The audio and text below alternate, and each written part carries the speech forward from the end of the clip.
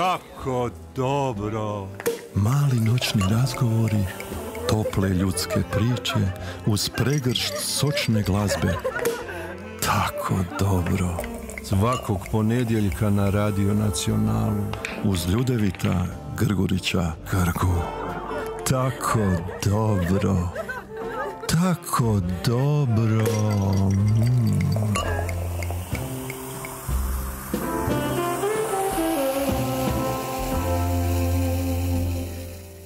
Lijep pozdrav svima, a naravno posebno mojoj gošći, gospođi Gorici Mijović-Huten, instruktorici treninga vida. Gospođo Gorice, dobrodošli. Bolje vas našla i hvala na pozivu. Volite Zagreb? Apsolutno. Nije meni prvi put da dolazim u Zagreb, samo što kaže ovim povodom. Već je treći dolazak i zaista uživam. Imam tu puno dragih ljudi i porodice, tako da sjajno. Imate neobično ime? Da. Gorica. Da. Malo sam gledao, volim malo pretraživati te neke pojmove koji me zaintrigiraju. I onda sam našao da je Gorica doslovno mala gora. Tako je. Ali sam negdje pročitao, ima jedna mala digresica zgodna, kaže Gorica doslovno znači mala gora ili malo brdo, ali zato ima srce kao planina. Tako je. Pa mislim da me ime oslikava, kako roditelji, imam sestru bliznakinju inače, tako da smo Jelica i Gorica, pa se šalimo kao Ivica i Marica, mislim, morali smo tako nešto na C da bude obe, ali evo, ja sam dobila ime Gorica i više mi se sviđa što sam starija. Lijepo ime, jer i u simboličkom smislu ime se Gorica često povezuje sa čvrstoćom, postojanošću i prirodnom ljepotom. Hvala, najlepše. No, gospođo Gorice, ovako, moja je misija, dakle vjerujem kao i vaša, da ljudima dajem informacije o tome da kada je nerijetko riječ o putu prema ozdravljenju, postoje i neki drugi izbori. Slažete se? Slažem se. U vašoj priči koja nas očekuje riječ je o drugom izboru poboljšanja vida. Raduje me spoznaja da bi današnji razgovor mogao mnogima promijeniti bez pretjerivanja život. Slažem se i moja misija jeste da ljudi znaju da postoji drugačiji izbor. Zaista. Najvažnija je činjenica da poput recimo homeopatskih, to želim odmah naglasiti na početku, ili recimo bioenergetskih tretmana, niti vaš trening vida ne može škoditi. Apsolutno ne. Sve što radimo sa svojim sistemom, svoj kapacitet nekakvog samoisceljenja i oporavka i aktivacija onoga što je već tu. Jer priroda ne pravi greške. Kad se rodimo, rađamo se normalnog vida zapravo, ili ti blago dalekovidi, jer priroda je nas namenila da, kad ja kažem, živimo u šumi, a ne u zgradama, stanovima, i da gledamo na metar od sebe. I onda samim tim sistem je zapravo po rođenju bolji od onog što biva kasnije. Znači, dalekovidost je prisutna kod svih i ne treba je korigovati. Sjajno je biti dalekovid. A koliko je godina rada iza vas? 12 godina kako održavam trening vida, Beograd, Zagreb, u Zagrebu smo već 3. godinu, baš smo razgovarali, Podgorica, Skoplje, u Švajcarskoj smo također i online treninzi, ali 12 godina. O tome ćemo još naravno tijekom narednih ovih 2 sata. Zanima me koliki je broj onih koji su prošli kroz vaše radionice, odnosno imate li uopće takve relevantne podatke? Da, apsolutno. Znači mislim da je sad već blizu 8000 učesnika. Sigurno. Što kroz online treninge, što uživo. Imate li neki skor uspješnih? Pa apsolutno, ja kažem, kad ljudi pitaju za procenat uspješnosti, ja bih rekla 100%. Svi koji rade vežbe prema uputstvima imaju rezultat. Svi koji odustanu, a ima nas takvih, znate, krenete na vežbe ili nešto, pa posle 2 mjeseca kažete, ok, dioptrija mi je sa -6 išla na -3, ja sam progledala i više neću da vežbam. Imamo kao i takvih. Iz fitnessom. Apsolutno. Ali da, svi koji rade vežbe imaju rezultate koje mogu pratiti na 2-3 nedelje rada vežbi zapravo. Ali zanima me zašto se o tome što vi radite ne zna više? Ja sam se isto pitala kad sam ja čula za trening videa. To je bilo davno, 2011. godine, kad sam i ja sama imala probleme. Slučajno sasvim, jer tad nije postojalo niti u Srbiji, nigde, mislim u XU, samo u Sloveniji zapravo se održavala radionica trening vida kod gospodina kod kog sam ja išla, Leo Angart, sa kojim sam... Njega ćemo isto kasnije, naravno. Ali zaista razlog zašto vežbe nisu nešto što je dostupno, pa ja bih rekla u svakoj ordinaciji ili kod svakog optičara ili oftalmologa, je to što nisu u njihovim knjigama. A vežbe kao takve zaista postoje od davnina. ali nisu poznate, nisu prosto ušle u nekakav mainstream način tretiranja ljudi koji imaju problem sa vidom. Da, sad ste spomenuli oftalmologe i optičare. Ja vjerujem da kada se spomene trening vida i kada se spomene vaš način vježbanja vida, da se odmah dižu na zadnje noge. I da i ne, ali hvala na pitanju, to je uvijek intrigantno, interesantno za podeliti. Mi zapravo smo imali niz učesnika oftalmologa i optičara u Beogradu konkretno. Dolazili su na... Apsolutno, koji su onako ustali i predstavili se cijeloj grupi, na što su zaista dobili gromoglasan aplauz, jer to je zaista zadivljenje da su ljudi širine, prosto da čuju nešto novo. I imamo lepu saradnju sa optičarima i oftalmolozima u Beogradu, gde naši učesnici odu kod njih po narednu adaptaciju dioptrije, jer oni već znaju šta da im daju, a što je u skladu za rad vežbi. Naravno, postoji ona grupa koji kažu to je prosto gubljenje vremena, oteće vam pare, laž, prevara. Postoje naravno i takvi stavovi. Tako je.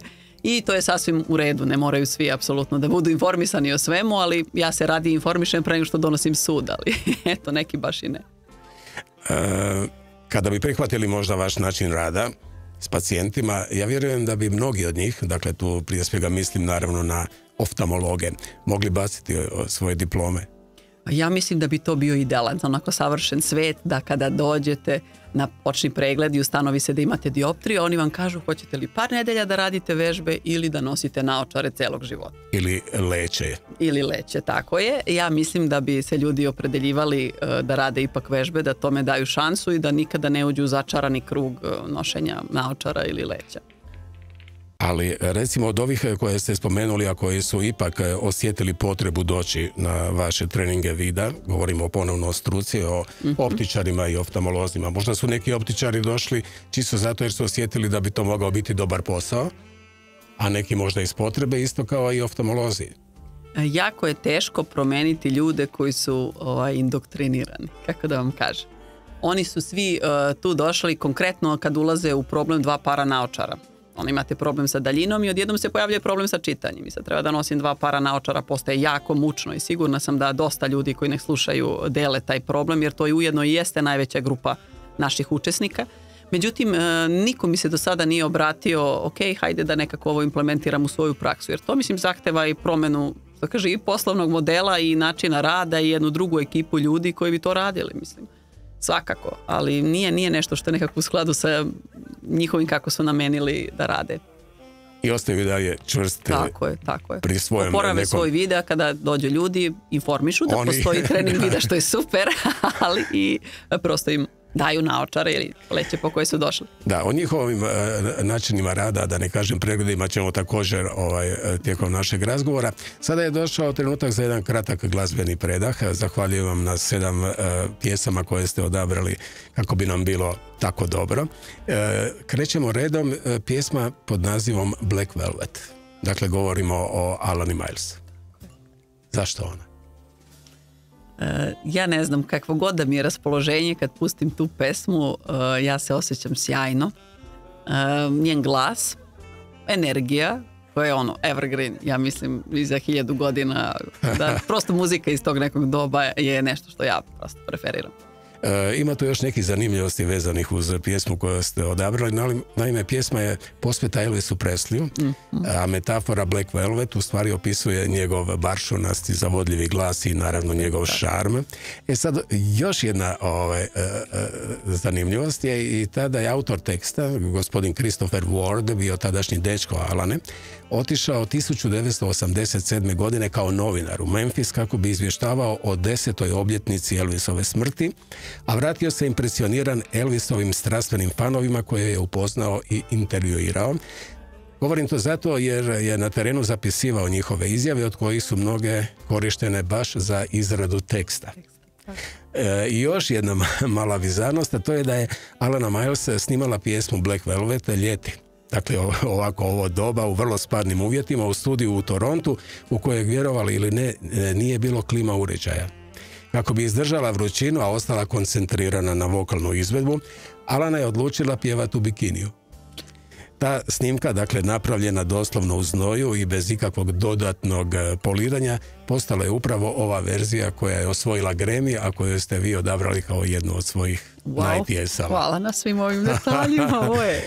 Ajmo onda uživati u Black Velvetu. Tako dobro.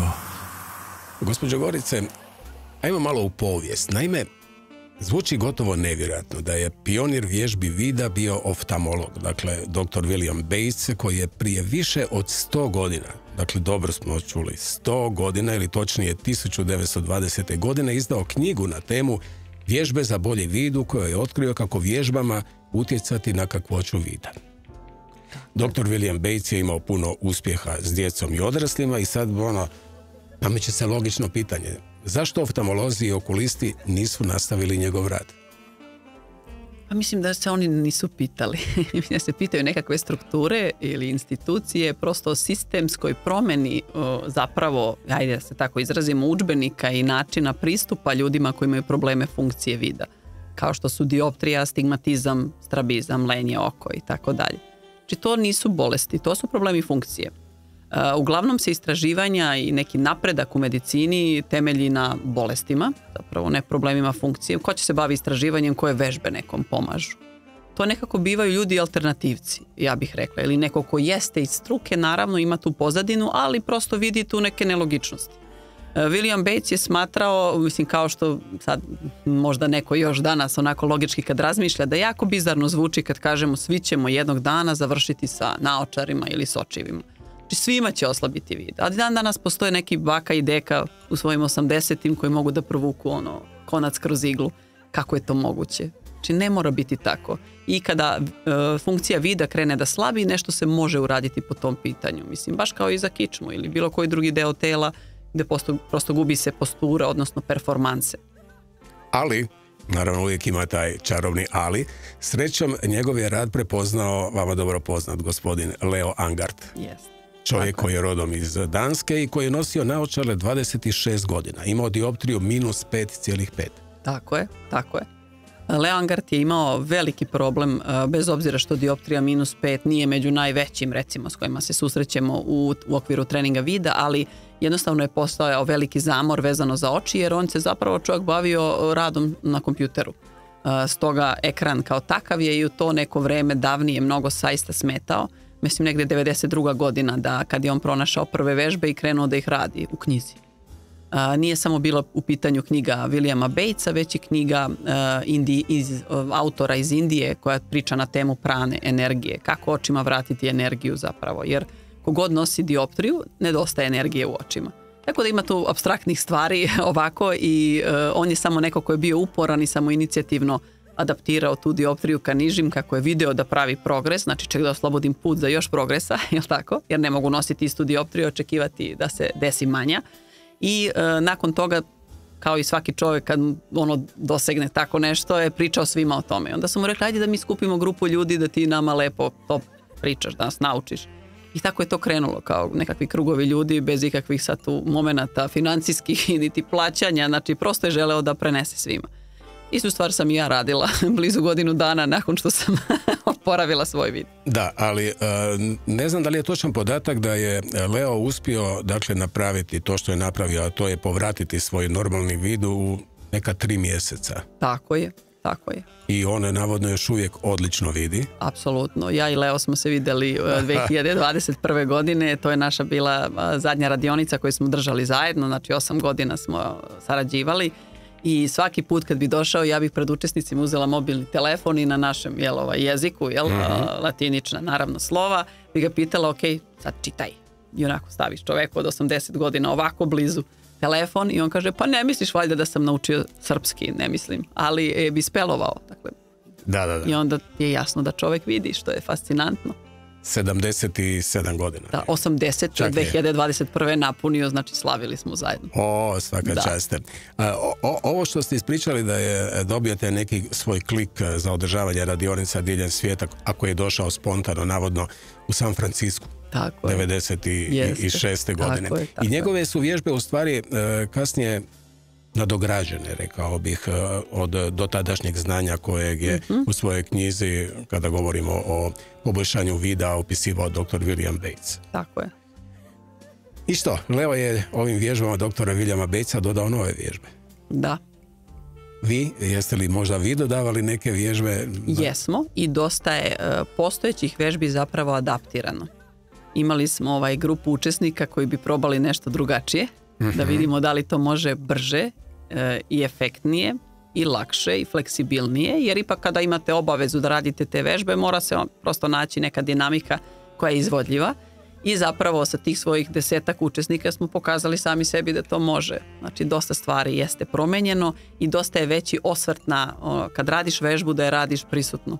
Da ljudi ne uzmu onako, vežba traje 1 minut, ajde samo uzmem i odradim to onako. Operativa. Već važno je zaista biti u tome prisutan, skoncentrisati se tih minut i opažati šta se dešava sa vidom. Zapravo obraćati pažnju šta je jasno, a šta ne tako jasno. Što ljudi uglavnom preskoče. Ali ja vjerujem da je izuzetno važno i osjetiti i senzibilitet instruktora, kao što je to recimo u slučaju Gorice. Apsolutno. Uživo trening vida je nešto što ja zaista u čemu uživam daleko više nego u online treningu gdje imamo prosto između nas te kompjutere i daljinu. Zaista uživo trening vida je nešto po meni posebno. I ja stvarno kažem učesnicima kogod da bira ili pita šta da odabere, dođite uživo, bit će nezaboravno iskustvo. I stvarno jeste. No, bilo kako bilo, evo i spomenuti viking Leo Angart je s vremenom postao globalno priznati instruktor prirodnih metoda za poboljšanje vida koje se temelje na praktičnim vježbama, koje i vi naravno prakticiranje, i razumijevanju kako mozak i oči zajedno funkcioniraju. Tako je. Oči su samo aparatić, ja bih rekla 10% svega što se pita za to kako vidimo. Većinu posla zapravo radi naš mozak, jer on je taj koji radi fino kalibriranje na kojoj udaljenosti se nalazi predmet koji gledamo i da li ga vidimo jasno. I onda znamo, zahvaljujući mozgu, da on ima zapamćeno šta izgleda, kako izgleda kristalno jasan vid, pa blago zamućen, pa više zamućen, pa potpuno mutan, jel? Jer kada gledamo slova različitih veličina na optometrijskim tablama, niko ne vidi samo jedan red, svi vidimo po više redova i postoji subjektivna i objektivna linija jasnog vida, što su po 3-4 reda. I za sve to je zadužen naš mozak. Zašto neka slova vidimo jasno, a neka vidimo zamućeno? Jesi primetio, Grga, kada sanjaš da je vid kristalno jasan? Da, točno. Nikad ne sanjamo mutno. Iako recimo ljudi nose naočare, ali kad sanjaš sve je nekako jasno. Kako to znamo? Još ćemo malo naravno o toj, rekao bih, vezi i tehnologiji između očiju i mozga. Sada ćemo opet predahnuti uz jednu pjesmu koju ste odabrali, Dino Dvornik. Nadahnuće, dakle pjesma objavljena 2008. godine na albumu Pandorina kutija, posljednjem, nažalost, studijskom izdanju koje je Dino snimio prije smrti. Nadahnuće je emotivna posveta, pjesma o dubokoj ljubavi i zahvalnosti prema osobi koja mu je promijenila život. Refren pjesme Znaš li da si moje nadahnuće samo ti postala je kultna među fanovima. Zašto je vama to draga pjesma, ima li neka tajna? Prvo, ime joj je jako moćno. Nije onako klasična ljubavna, kako da kažemo, retke su pesme koje zaista ili pevaju o ljubavi prema zemlji svojoj i tako dalje, ali ovdje je baš je intimna, a dobar je ritam i meni lično, znači prosto diže nekako raspoloženje i onako volju, kako da kažem. Prosto kada obe pesme, i Black Velvet i ova, tako sam birala. Okej. Treba pustiti nešto življe. ali ovo što ste rekli, zanimljiv spoj. Dakle, činjenica da je to jedna od dirljivijih osobnih pjesama Dina Dvornika, a da ima ritam koji vas vuče na ples. Dakle, tako je, nevjerovatno. Ko oči i mozak. Tako Hoćemo li onda malo začagati Nadahnuće i Dino Dvornik? Tako dobro. Pjesma o dubokoj ljubavi i zahvalnosti prema osobi koja je Dino Dvorniku promijenila život. U studiju je Gorica Mijović-Huten, instruktorica treninga vida, koja je i odabrala ovu pjesmu, a ja sam, draga Gorice, siguran da ćete i vi, nekome tko sluša ovu emisiju ili će gledati podcaste, promijeniti život. Ono što me zanima, kako objasniti da je medicini u liječenju problema s vidom, fokus na oku, usprkos činjenici da je za 90% našeg vida zaslužan um? Hvala na ovom pitanju. ko zna da li bi se zapravo iz struke medicinske složili uopšte sa tom izjavom mojom, recimo. Da je mozak ipak taj koji se uglavnom pita, jel? Jer mozak je generalno jako neotkriven i pričamo u okvirima moderne medicine koja je mlada nauka. Moderna medicina postoji 150 godina i koliko god tehnologija omogućava nekakve, da kažem, detaljnije nalaze, pretrage i poduhvate, opet nema ono drevno znanje koje ima medicina hiljadama godina unazad, koja je postojala kao takva. Ali zaista jeste fokus nekako prilično izolovano na očima, gde brojni problemi koji se dešavaju sa vidom ili senzitivnošću na sunčevo svetlo, na primjer, su hormonske prirode ili nešto se u telu drugo dešava pa dolazi do toga.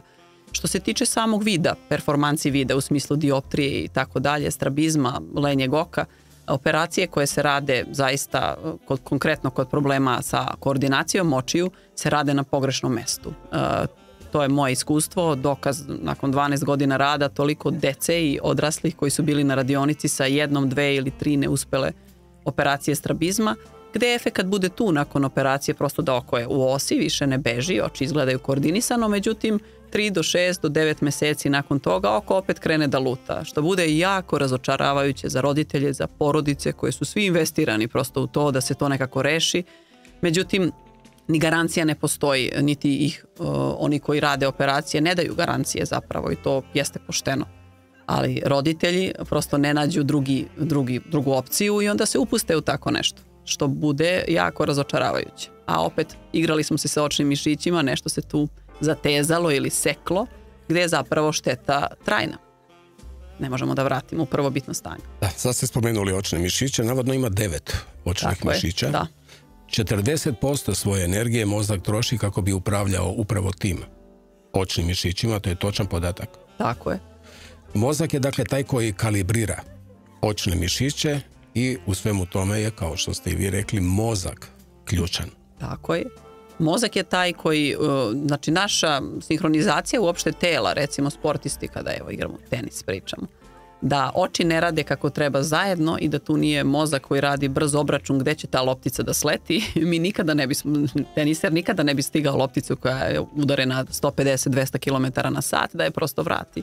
Znači mozak je taj koji nepobitno, znači oči su samo ogledalo u prozoru sveta zapravo, ali mozak je taj koji radi glavni posao. A je li točno, Gorice, da dakle oči ne šalju mozgu trodimenzionalne prizore onoga što mislimo da vidimo oko sebe, nego oči šalju, ne znam da li sam to dobro shvatio, električne signale koji se dekodiraju u našem mozgu. Tako je, i slika zapravo je naopako.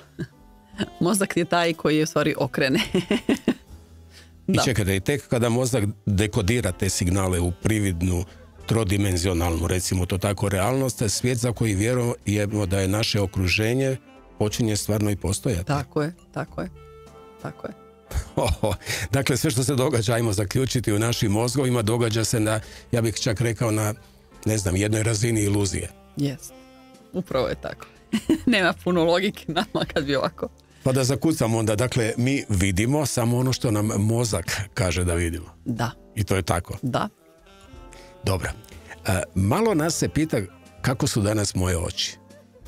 Iako su oči, kao što ste i vi rekli, jako živi organ. Imaju čak i cirkulaciju. Apsolutno. Oči nisu vitalni organ u telu, ali su zaista vitalne za naš opstanak. Ako pomislimo nekad kad bismo živjeli ne u stanovima i kućama, ne bismo dugo opstali ako bi nosili naočare, to jest imali problem sa vidom. Jer bi postali nečiji plen ili bismo ostali gladni jer ne možemo da ulovimo ništa. Tako da oči su zaista od velike važnosti za opstanak čoveku. Kako su naše oči, se malo ko pita, ili jednostavno se ljudi naviknu, to vidim po našim učesnicima, na to da je stanje u očima loše, u smislu da je tu stalno prisutan pritisak, nelagoda, bol, nekad težina u očima, pa učesnici kažu do pola dana vidim sa ovom dioptrijom, a od pola dana mi je vid upao u rupu. To je izraz čest. I zaista nemamo znanja oko toga šta da uradimo po tom pitanju da se oči osjećaju dobro. Jer jedna tema je kako ti vidiš, a osnovna tema je kako se oči osjećaju. Znači ne moram da trčim maraton, ali ne sme ništa da me boli u telu. To je ono. Dakle, ako sam dobro shvatio, naš vid nerijetko puta oscilira tijekom dana. Tako je. Vid osciluje kod svakog živog čoveka, baš kao što osciluje i težina, krvni pritisak, raspoloženje, nivo hidratacije, fokus, sve osciluje u tokom dana. Tako da niko nije zapravo podešen na tu dioptriju koju nosi u staklima, recimo. Niko nema sad, ti imaš -2, ja imam +3. Odete na 2 različita merenja, 2 različita pregleda, dobijete različite vrednosti i onda se pitate, a koje je pravo? Prava je ona dioptrija s kojom se oči osjećaju sjajno, imate optimalan vid. To morate vi sami za sebe da kažete. Postoji uputstvo kako to da radite, naravno, ali ljudi mahom niti to ne znaju. Znači, kad odem na pregled, ja se povinujem onome što mi kažu, to je dioptrija za tebe. Zapravo nemam znanje kako biram svoju dioptriju. Da, evo slušajući vas pa ono sve no kling, slažu mi se ove premise i sad na neki način evo dolazimo i do konkluzije. Ona je vrlo jednostavna. Dakle, tijelo vježbamo, a oči ne. Tako je. Mi mislimo oči same rade pa se vežbaju. Pa nema baš neke logike. Nema. Najaktivniji mišići u telu jesu zapravo očni mišići, jer oni rade svo vreme našeg budnog stanja. Apsolutno. Ali dođe do greške performansi videa u smislu da je vid kod nekih ljudi na blizu zamagljen ili na srednjoj udaljenosti, na udaljenosti za vožnju, kod nekih ljudi je svuda prosto. Kako da vratimo vidu u prvobitno stanje? Moramo da podsjetimo sistem kako to izgleda. Jer naš mozak zapravo teži tome, jer najlakše je kada oči funkcionišu kako treba. Kada imamo primjere, recimo, gde je jedno oko dosta slabije ili više dioptrije od drugog oka, dešava se da mozak isključi iz upotrebe jedno oko. Zašto? Zato što nema kapacitet da troši toliko energije na organ koji nije vitalan. A priroda je sve lijepo zamislila. Tako je. Jedna od zamisli prirode je da oči gledaju u daljinu. Apsolutno. I šta sad? Nekada su naše oči gledale put velikih daljina, Tako a danas gledaju put velikih blizina. Danas ne vidimo horizont više. Danas od zgrada ili ljudi, ne znam, odu na odmor i onda wow, vidi horizont. I treba primetiti kako kada gledamo u daljinu, u veću daljinu, je zapravo to jako opuštajuće za oči. Moment čim mi skratimo naš svet na udaljenost ruku, što bi bili knjige, ekrani i tako dalje, dešava se jedan svojevrstan napor za oči. Jer oči nisu namenjene da sede ili da gledaju, da fokusiraju na fiksnoj udaljenosti satima dnevno. A to je upravo ono što radimo u modernom okruženju, čovek prosto je primoran. Takva su zanimanja, uglavnom da je to nešto što se očekuje. A onda kad završimo to zanimanje, mi se samo preselimo na mobilni telefon, pa se onako ljudi uspavljuju s njim. Ne znam da li vi to radite, ali dešava se, što nije dobro po više osnova, ali jednostavno sistem je izgubio fleksibilnost. Previše trošimo vremena, previše sati dnevno gledamo fokus na blizu. Daljina je potpuno izgubljena. Ali zanimljivo je da i u ovom današnjem svijetu, sad govorimo naravno o ovom globalnom svijetu, imamo svjedoke ovoga o čemu vi sada pričate, a to su, vjerovali ili ne, prvi narodi u tradicionalnim zajednicama u Australiji, aboriđini. Tako je. Dakle, oni su poznati po vrlo razvijenom dalekovidnom vidu, gotovo ono sokolovom, što im je pomagalo u preživljavanju i snalaženju u zahtjevnim prirodnim uvjetima. Taj vidni kapacitet se ne temelji na genetici, to je vrlo važno naglasiti, nego upravo primarno na načinu života, odnosno okolišu i svakodnevnoj praksi. Ali ima jedan eksperiment iz 80. godina prošlog stoljeća koji je pokazao da su neka aboriđinska djeca mogla prepoznati detalje na 2 puta većoj udaljenosti od svojih europskih vršnjaka, a njihov vid je bio toliko precizan da su mogli uočiti ono sitne pomake u krajoliku, recimo poput tragova životinja ili minimalnih promjena u vegetaciji. Ali kasnijim prelaskom u urbaniji način života, ta ista djeca koja su ušla u školu, čitali, gledali digitalne sadržaje, došlo je do povećanja kratkovidnosti. Tako je, kratkovidost kod djece je epidemija. Da. Danas je to epidemija, zaista. Znači, način života, sve ovo što smo do sada rekli i okruženje u kojem odrastamo je itekako... Tako je, navika kako koristimo oči. Kad kažem navika, jednostavno uslovi u kojima oči borave zaista diktiraju. Pre svega, to je moje uverenje, nemam za to što kaže naučno istraživanje, a i oni koji su istraživali nisu došli do nekih zaključaka. Zaista slabljenje funkcije sve veće u ovim generacijama novim i nažalost izgleda kao da će tek da bude, jeste tu upravo zbog načina života. Vaša topla preporuka, pogotovo sad u ovim vremenima odlaska na more, odmarajte oči gledajući u daljinu. Tako je, hvala što ste to rekli, jer toliko ljudi mi napiše poruku koji inače čitaju sa naočarima, potrebno im je kakva dioptrija +1 i 1,25. Kako, Gorice, kad odem na more, mogu da čitam bez naočara? uopšte u potpunosti i to jako blizu da primaknu knjigu na normalnu udaljenost, ne ovako ispružena, nego normalna udaljenost za čitanje. I onda se čude. Tako što je sistem, pre svega je idealno dnevno svetlo, znači naše oko najbolje vidi na dobrom dnevnom svetlu, mi ne vidimo u sumrak, noć i tako dalje, naše oko nije za to dizajnirano, imamo slabiji vid prosto, nema veze sa dioptrijom, ali kada je dobro dnevno svetlo i kada ste na moru, čak i ljudi koji imaju do 2 dioptrije uspevaju da čitaju bez naočara i samo obratite pažnju na to, znači nešto sa sistemom je moguće, nešto se menja, a naizgled niste ništa radili. A još k tome i naravno govorimo o jednoj romantičnoj atmosferi, zalazak sunca. Ja, pa ima li lepše? Nema. Pa ima li ljepše od još jedne romantične pjesme Aretha Franklin. You make me feel like a natural woman. Zašto ta pjesma? Pa i ljubavna je. Dobro. Ali onako žena je, u tekst te pesme je onako je što kaže i rekla osjećam se mnogo loše. Baš je životna, ja bih rekla. I o prosto potrebi da nađeš tog nekog ko te čini da ti budeš ti. Mislim, i to je jako lepo. Mislim, i u prijateljstvu i u partnerskim odnosima svuda. Znači da taj krug ljudi koji je oko nas, mene asocira pesma na mnogo širu priču od toga. To znate da je pjesmu napisala žena, Carole King. Da. Dakle, i sad imamo ovu izvedbu Aretha Franklin, ali znate kako je nastala pjesma? Ne. Dakle, producent Jerry Wexler, producent Aretha Franklin iz Atlantic Recordsa je rekao upravo Carole King da mu treba jedna pjesma za Aretha Franklin s onim natural woman osjećajem. I tako je upravo to postalo i ime pjesme. Dakle, pjesma je, kao što ste i vi na neki način rekli, postala simbol ženske snage, identiteta, osobito u kontekstu pokreta za prava žena kasnih 60. godina, ali je i emotivno snažna za svaku ženu. Ne znam, prisjećam se trenutaka kada je ovu pjesmu pjevala Aretha Franklin na jednom posebnom događaju u kojem je bila i Michelle Obama. Jeste, i Obama. Kad je bila možda i nije baš inauguracija, ali bilo je nekakav nastup njene gdje baš su oni u kadru. U New Yorku, da, u tom centru njihovom i oba dvije žene su plakale. Dakle, emotivno dirnute. Pa vjerujem da će i sada mnoge, ne samo žene naravno, nego i naši slušatelji biti dirnuti izborom vaše pjesme Aretha Franklin. Tako dobro. Gorice, jedna mala digresijica. Naime, u neboderu u kojem se nalazimo i ured i sad ulazimo u lifte i na vrhu tog nebodera, da ne kažem penthouse, nalazi se jedan oftalmolog. I onda kad ja skužim da je netko stisnuo taj najgornji dugmić, kaže idete vi gore kod ovog oča Linkane.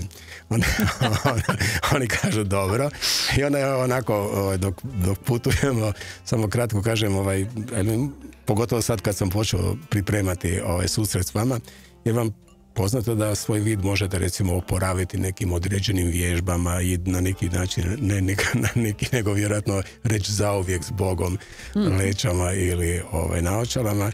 Znate koje su reakcije? To su priče za malu djecu. Dobro, ja rekao, poštujem. Želim reći da informacija, a vama će to isto vjerojatno zazvučati poznato, o treningu vida očito nije za svakoga. Dakle, odluku mora donijeti svatko sam za sebe. Kao za, recimo, prestanak pušenja ili prestanak pijenja ili promjenu prehrambenih navika.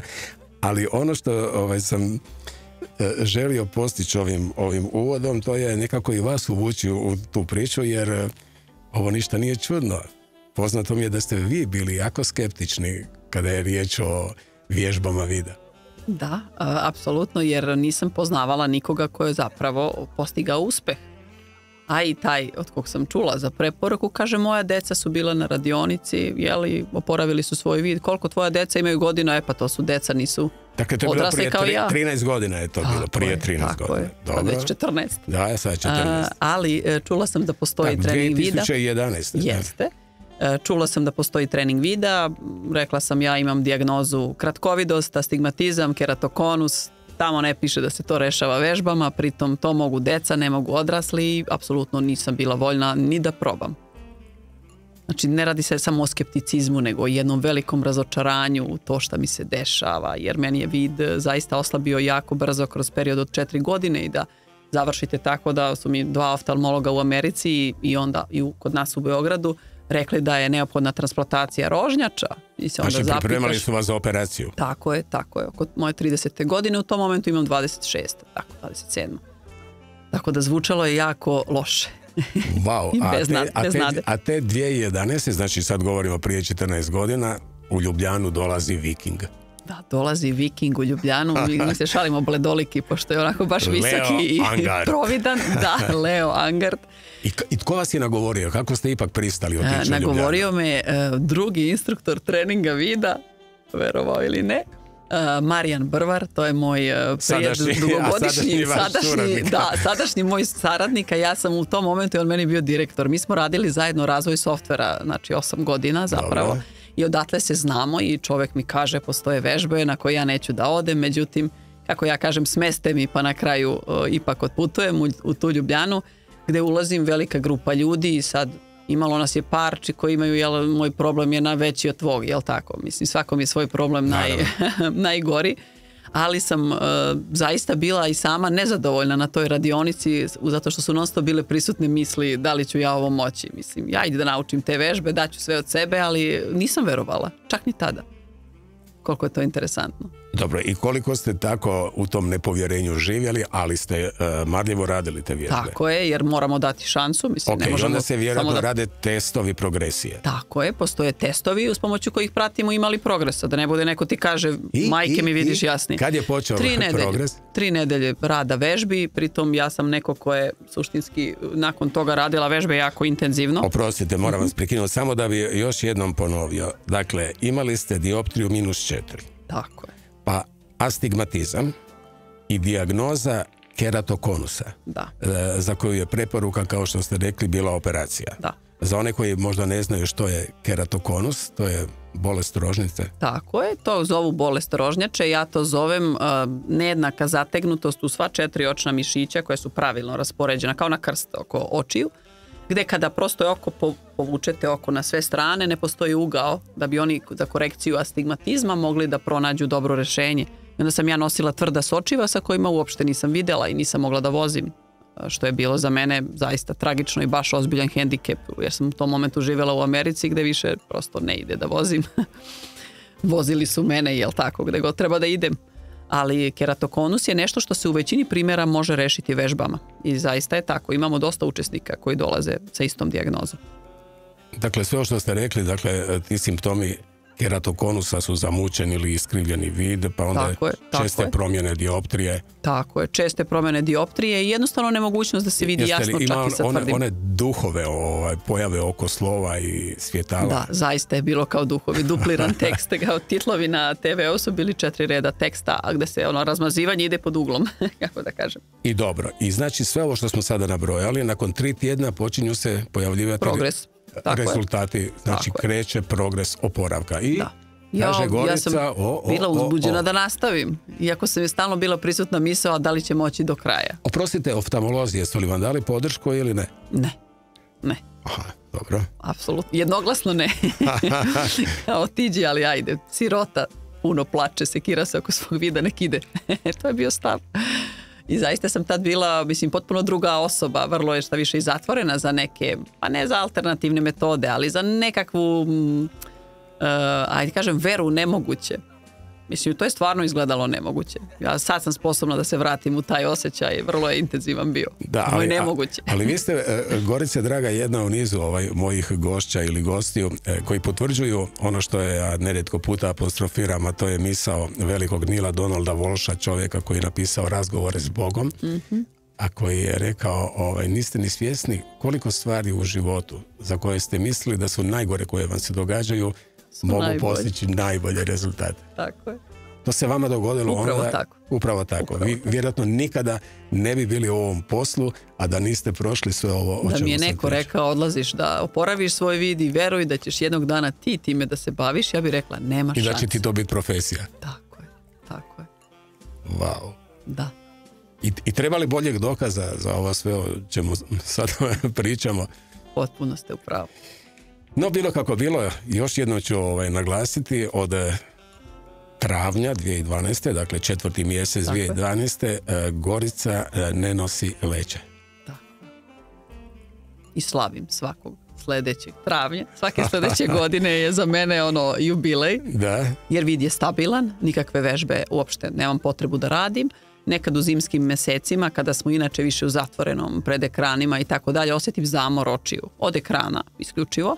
I tu postoje vežbe relaksacije koje ja praktikujem možda 4-5 dana mesečno.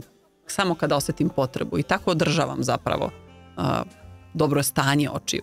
Vid je stabilan. Ali preduslov je dobro stanje očiju. Sjajno. I kao što ste rekli, taj svaki 4. mjesec, svake godine je mjesec slavlja. Tako je. I onda Gorica pjeva malo mi za sriću triba. A to je naravno, između ostalog i ono o čemu danas pričamo, vid. Malo mi za sriću triba nije bez veze što sam malo se poigrao tim refrenom. Doris Dragović, pjesma koju volite? Da. To je ona pesma koja podsjeti da je stvarno malo dovoljno. Da. I neretko zapravo kad idem u šetnju sama po prirodi, ja pustim tu pesmu. Jer je dovoljno tiha da ti prosto ne kvari taj boravak u prirodi, a nekako ti pomaže da se povežeš više sa sobom. Mislim da je pesma je sjajna. Da, osim što govori o ljubavi i sitnicama koje čine život vrijednim. Ne biste vjerovali, a pjesma je potaknula i brojne izvedbe fanova. Poznatije su recimo, barem u Zagrebu, one u kojima su studenti pjevali ispod balkona studentskih domova za Valentinovo svojim djevojkama. Evo, to je ovako, kažu oni koji su tome svjedočili ili one koje su to imale prigode čuti, bilo više nego romantično. No, bilo kako bilo, zahvaljujući Gorici Mijović-Huten, mi ćemo sada poslušati upravo pjesmu Malo mi za sriću triba i Doris Dragović. Tako dobro. Gorica Mijović-Huten, instruktorica treninga vida, moja draga gošća, danas u studiju Radio Nacionala. Još imali jedan podsjetnik, jer ovo je stvarno Gorice fascinantno. Dioptrija vaša u vremenima unatrag nekih 14 godina -4, astigmatizam i dijagnoza keratokonusa, za koju je preporuka bila operacija. Ništa od toga niste napravili, zahvaljujući vježbama vida i zahvaljujući naravno odlasku u Ljubljanu na trening vida kod Lea Angarta od travnja 2012. ne nosite ni leće. Tako je. Kako ste vi ušli u ovu priču kao trenerica vida? To je bilo potpuno neplanski. Ja mislim da se sve velike stvari kreću sa time da nemaš plan uopšte, niti kakvu ideju, niti agendu. Ma nikakvu, samo jednostavno si, osjećaš sreću i zadovoljstvo da pričaš o tome šta si postigao ili postigla. Jer ja, kogod je mene znao je za moj problem, jer on bio jako primetan, mislim. O tome da mobilni telefon moram primaći unutar 25 cm od očiju da bih vidjela i tako dalje. Znači, svi ljudi oko mene su to znali. I onda kad to više nisam morala raditi, znači nije imalo potrebe da se ja tu hvalim, jer ljudi onda vide. I govorila sam svima, idite u Ljubljanu, jer to je najbliže što se radionica održavala. I onda smo došli na ideju da pozovemo Lea Angarta da organizujemo trening vida u Beogradu i desio se u maju 2013. godine. Znači nekih 8 mjeseci sam... Došao Leo. Tako je, čekala termin. Ja sam tu više bila u funkciji skupi ljude, organizuj salu i prevodit ću, pošto ljudi koliko god da znaju engleski nije uvek kontekst jasan i ja sam služila suštinski na prvoj radionici kao prevodilac. Nakon toga Leo Angart je rekao, pa ja i ti nismo loš tim, ajmo opet sljedeću radionicu. I onda sam tako organizovala... Zaživjela je simbioza. Tako je. Jer jako lepo smo funkcionisali i mislim sarađivali. Nije se on postavljao meni kao učitelj, jer nažalost, kamo sreće da je ostavio više nekih naslednika, namenski, da je prenošeno znanje, da kad njega prosto više nema u toj priči, da održava te radionice, da postoje ljudi koji hoće. Jer uglavnom je gdje je održavao radionice su bili baš onako samo organizatori, da ima je sve jedno koji predavač dolazi. Ja nisam bila u funkciji klasičnog organizatora, već je to bila moja tema, nešto što sam ja prošla i doživjela i ljudi su to vidjeli na radionicama i krenula je sjajna preporuka već od prve, druge godine radionice, pa onda bilo prve radionice 23 učesnike, pa 40, pa 50, pa 60. Sad preko 60 ne valja ni ići, nego pravi drugu radionicu. Ali zaista sjajan odziv i nekako s lakoćom je sve išlo. Ja sam paralelno radila, mislim, zapravo svoj osnovni posao, a to je razvoj softvera. A ovo je bilo nešto što je meni, kad kažem hobi, prosto sa strane nije imalo primat, tako je, onaj koji jeste. sve do mojih nekih pojavljivanja na intervjuima javno gdje sam govorila o tome, onda smo onako probili, što kaže, sve moguća očekivanja, vas i on, ja bih rekla, sa time kakva potražnja je zapravo bila, jer ne postoji osoba, gotovo da ne postoji, koja u kući, u svom domu nema nekog ko nosi naočare. Ili mislim u familiji. Jer zaista je rasprostranjen problem kao takav. Tako da od tuda ja tu i 4 godine poslednje, znači od ukupno 12, se samo time bavim. Imamo već, tako je, tim ljudi od nas 5 stalna postavka i spoljne saradnike ovde, mislim iz Hrvatske, od svuda, tako da eto, to je jedna sad priča onako gde sam baš srećna i ispunjena, jer pored toga da samostalno prosto organizuješ, planiraš, to jeste jedna na drugačiji način težina i izazov. S jedne strane imaš svu slobodu da vršiš prilagođavanja u odnosu na to šta ti kažu, da li učesnici ili prosto uslovi rada, baš je sjajno. Zanima me, Gorice, jesu li ove vježbe za oporavak vida na neki način zamišljene kao, možda će grubo se zvučati, ali je, ajmo reći slikovito, prevara mozga? Pa ne. Mislim, nije u pitanju što kaže optička varka. Da li postoji neki trigger s očima koje vodi mozak? Mozgu treba podsjetnik da razvije novu sinapsu da bi se vratio na ono kako je to bilo ispravno. Stoga kad se deca rode, pa kad se razvija vid kao takav, znači veštine vida su nešto što se razvija kroz vreme. Mi nemamo vid takav kakav imamo kao odrasli kad se rodimo. Zapravo se ne vide ni boje, ne vidi se na daljinu toliko koliko je potrebno. Koordinacija očiju, bebicama često znaju da beže oči, što ne znači da postoji problem, samo treba sačekati da se prosto vidi. I jako je važno kod svih vežbi, zapravo, mislim, sve vežbe se rade naravno otvorenih očiju i sa određenim alatima, ali je zaista stvar opažanja gde je jasno, gde je mutno i gibanja u tom nekom delu gde mozak zna šta da radi. Ovde mi je vid jasan, ovde je mutan. Ako ja idem op, napred, nazad, mozak kaže ček, zašto ne bi i dalje bilo jasno? I tako ga učimo da uspostavi da to može da radi i na većoj udaljenosti. Imamo učesnike koji na našim testovima vida, nešto što se testira sa 3 metra, vide i sa 15-16 metara. Znači bez problema, imaju samo problem sa čitanjem na blizu. Ali to kaže svim ostalim učesnicima da je moguće, da te table za testiranje nisu naše ograničenje. To je samo nešto što je smišljeno za, ja kažem, modernog čoveka ili ti za čoveka koji vozi automobil. Da bismo bili bezbedni. Ali to nije limit, apsolutno. Imali smo ljude iz Hrvatske koji zaista su oni pravi moreplovci, borave dosta na okeanu i dosta gledaju horizont. Oni vide jarbol kad se pojavi na horizontu, što je kilometrima udaljeno. Znači ne mora da izađe ceo brod. Vid je jako dobar zato što oči opet borave u okruženju i razvija se vid i performanse na način koji je pritom jako udoban i jako prijatan, ali sa izuzetnom oštrinom na daljinu. To kao ovi dečki u Australiji, aboriđeni. Da, apsolutno. Gorice, zašto nerijetko mnogi nose naočale s većom dioptrijom koje u stvari na neki način smanjuju vid?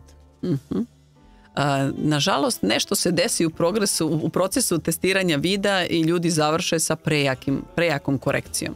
Jer naravno, svi ljudi mogu da vide sa poviše dioptrije. Ako imamo primjera radi -2, možemo mi da vidimo i sa 1,75 i 2 i 2,25 i 2,5. Pitanje je koju dioptriju biramo. I da li je uopšte biramo ili jednostavno kažemo wow, ovu najjaču zato što jednostavno uživam u tome da mi je vid tako bistar.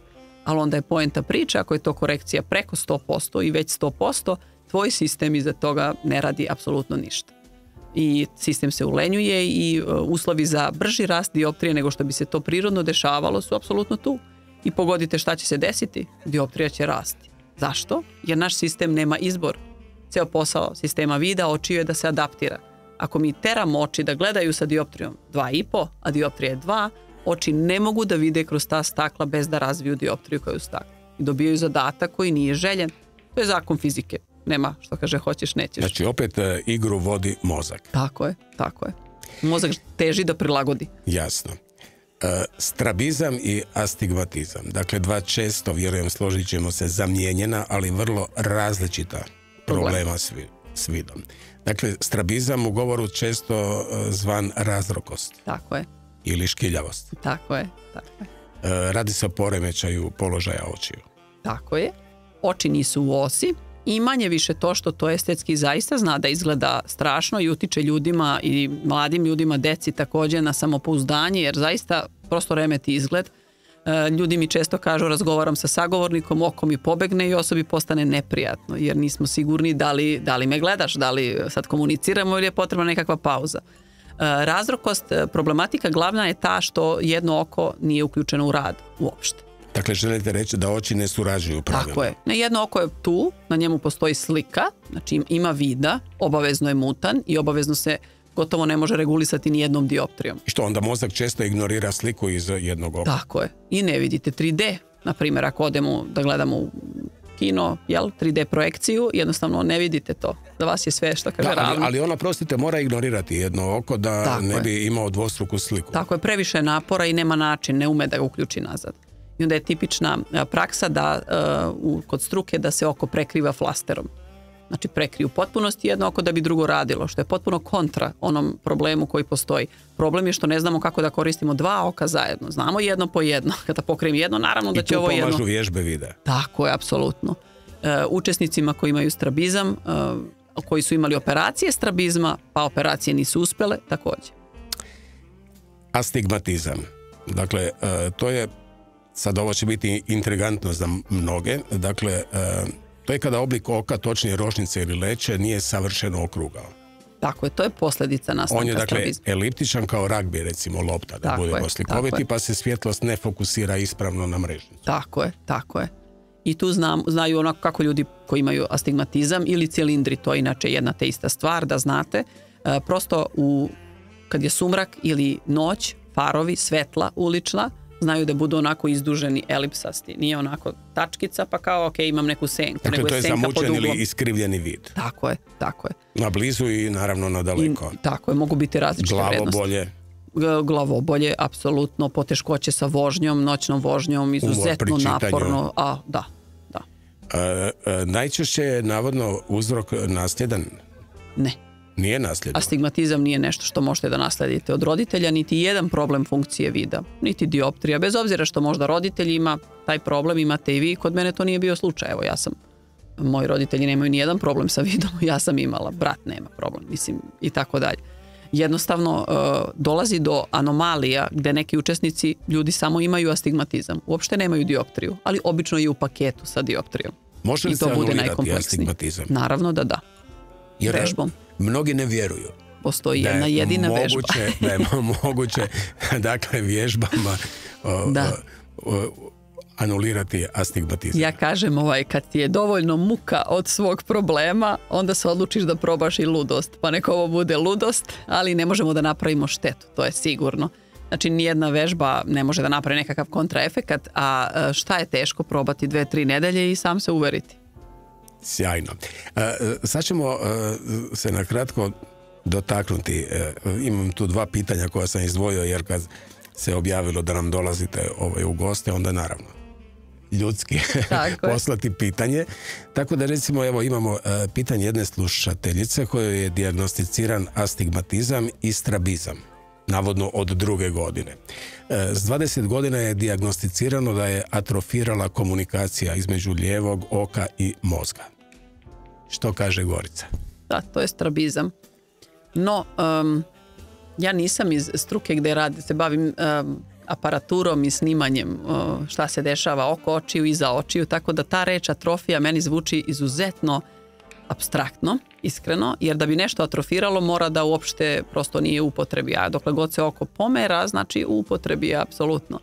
Tako da puno takvih dijagnoza dođu nama učesnici, atrofirao očni nerv ili očni mišić ili nedostaje konekcija sa mozgom, tu su u pravu, znači nedostaje saradnja tog oka sa mozgom da bi upravljao zajedno sa oba oka i moramo da pokažemo put kako. I zato vežbe koje se rade imaju jednu onako prilično dinamičnu repeticiju, jer kako prevaspitavamo navike? Repeticijom. Znači kad god mozak poželi da uradi nešto sa okom na što je navikao, a to je ono pogrešno gde oko beži, mi pokažemo put, ne tako ovako, ne tako ovako. I dovoljno je vežbati zapravo 2 dana u nedelji, konkretno govorim za strabizam koji ovdje jeste osnovni problem, znači da bi se strabizam oporavio. Individualno je, neki ljudi su uspevali, fascinantni primjeri i deca i odrasli, za par nedelja vežbi, da se oko vrati u funkciju i vide lepo kako treba na testu, znači sa oba oka to što je potrebno, a onda imamo još malo problem bežanja oka, pa imaju da rade još vežbi kakvih, pa ne znam ni da li je to 2 mjeseca. Dakle, drugim riječima ima nade za slušateljicu. Apsolutno. Uživo trening videa je nešto što je odgovarajuće. Da, sad kad ste pričali, znam da ste jednom prigodom rekli kako ste se osvjedočili nerijetko puta da kod vaših polaznika, dakle koji su imali strabizam, nakon operacije nije bilo nikakvih rezultata. Oko se nije ispravilo, pa se naprosto, evo, čovjek mora upitati čemu operacija. Čemu operacija? I ja se pitam.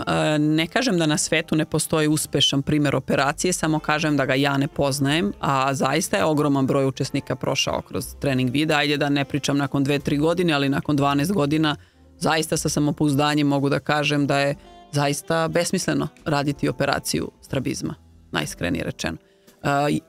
Postoje ekstremni primjeri gdje se rodi beba i onda su oba oka kao unutra ka nosu pozicionirana jako ekstremno. To je primjer gdje valja uraditi operaciju da bi se okice prosto pomerile ka sredini, gdje opet će trebati vežbe kada dete bude adekvatnog uzrasta.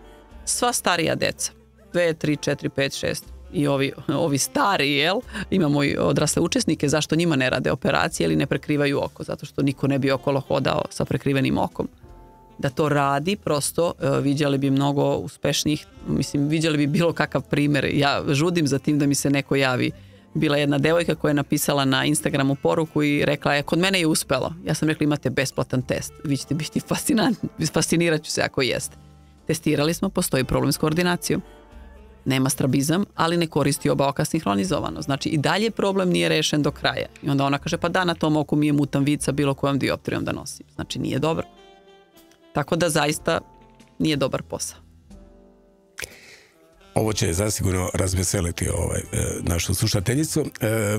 Evo još jedno pitanje na koje vjerujem da čisto ćemo potvrditi sve ovo što ste do sada rekli i za vas će to biti, da tako kažem, piece of cake odgovoriti. Naime, može li se, pita slušateljica, treningom vida poboljšati vid osobe kojoj je dioptrija plus 2,75?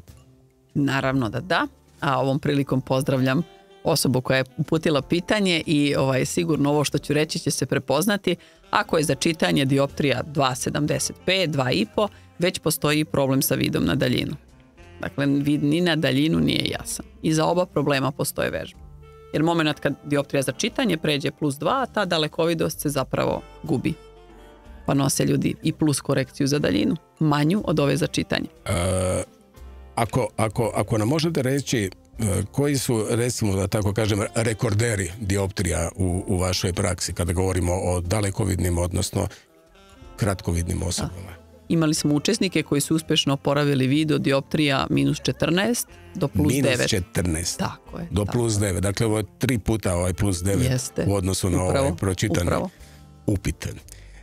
Još ako je moguće, kakav je iz vašeg iskustva, recimo, progres napretka vida s ovakvim dioptrijama? Koliko treba vremena? Ako radite vežbe 3-4 dana nedeljno, što znači da danima kada vežbate odvojite tako oko pola sata vremenskog okvira efektivnog vežbanja, ne u komadu, nego ipak je to znači, onako... Znači 2-3 puta tjedno? Tako je. Znači, rezultat je takav da dioptrija pada za 1 na mesečnom nivou. To može svak. Pa to je za 3 mjeseca... Od nekih može i brže. Da. Na neki način će anulirati plus 2,7. I to zaista nije ništa u poređenju sa životom koji je pred nama. koliko god dugo godina da već nosimo naočare, ali vredno investirati svoje vreme u to. Slažem se potpuno. No, evo sad spomenuli smo i laserske operacije. Nakon laserskih operacija javlja se u pravilu suho oko ili pjesak u očima. Lepo rečeno, hvala što si me podsjetio. Postoje li ove kapi za podmazivanje? Postoje kapi. Ali vi ih ne volite. Industrija se pobrinula farmaceutska da se razvijaju silne kapi. U Americi je suvo oko na nivou bolesti, nije više sindrom kao suvog oka, sad je to već bolest i razvijaju se ekstenzivne terapije da ne možete da verujete. Tretira se kao... Kapi za oči, kapi za oči, to je tako je, međutim kapi pomognu samo momentalno. Kada ih stavite, onda trepćete sa lakoćom 10-15 minuta i zaboravite maskaru, žene. Čisto, mislim, šminke tu nema. Ali ono što se dešava je oko se navikne i onda je opet taj osjećaj tu, jer problem je sistemski iznutra, nije samo svana na spoljnom oku, spoljnom delu oka. I zaista je potrebno uraditi nešto drugo da se to reši. Recimo ljudi koji nose sočiva, odnosno leća, osjetljivost je veća i oko pre dolazi do tačke da bude suvo i da imamo taj efekt pesak ispod kapaka. Dobro, i što Gorica onda preporuča za suho oko? Da, naravno, dragi ljudi, nešto što možete bezbolno da zaista probate i nije rizika. A nisu kapi. Važno je da osvestite prvo, neka ljudi tek ukapiraju da imaju suho oko kada ovo damo primjer. Orahovo hladno ceđeno jestivo ulje je nešto što možete probati. Naravno, 4 supene kašike dnevno. I to kroz period od 7 do 10 dana, ne duže. Ne u oko, nemoj da sipate u oko. Da ne bi bilo zabune. Dakle, orahovo jestivo ulje. Tako je. 4 ove jušne. Tako je. Dobro. Kašike, znači popijete, što bi rekli. Dobro. Znači ne morate sve odjednom, dnevno. I to kroz period od 7 do 10 dana. Ako će pomoći, već ćete vidjeti progres kroz 3-4 dana, onda samo nastavite dok je ta senzacija potpuno nestala. I ovo pomogne barem polovini ljudi, znači na svakoj radionici 50%. Koji imaju problem. Sigurno, tako je. I onda prestanete s tom praksom i vratite se samo ako i kada treba onaj broj dana. Znači nemojte piti kontinuirano mjesecima, to nije potrebno uopšte. Dakle, još jednom za suho oko ili pjesak u očima, orahovo jestivo ulje. Tako je. 4 jušne žlice dnevno, 7 do 8 dana, 50% vaših klijenata. Minimalno, tako je. Je riješilo taj problem. Super. I za kraj ovog dijela razgovora pitanje onih koji su prošli operaciju oka. Može li invazivna korekcija vida i oporavak vida ići zajedno? Ako ste imali lasersku operaciju rješavanja dioptrije i ako ona nije bila uspešna, jer nekad se i to desi da prosto odu ljudi sa visokom dioptrijom i sad neko može reći ok, imao je -9, sad ima -1, to je super, ali dalje moraš da nosiš naočare s očiva i dalje to nije taj rezultat. Ili se desi ljudima da nakon nekog vremena, niz godina posle operacije, dioptrija se vraća i to se desi prema opet mom 12-godišnjem iskustvu apsolutno svima koji su imali lasersku operaciju. Vežbe su i dalje moguće. Vežbe daju rezultat. Jer mi ne radimo ništa sa rožnjačom kad se rade vežbe. Laserska operacija je invazivna po rožnjaču i ne može se raditi nova. Jel? Kad se uradi jedna, s tim je završeno, jer sve drugo bi bilo ekstreman rizik. Ali vežbe same rade za to kako naš mozak kalibrira oči. Nikakve veze nema sa rožnjačom. Tako da uspešno možete rešiti.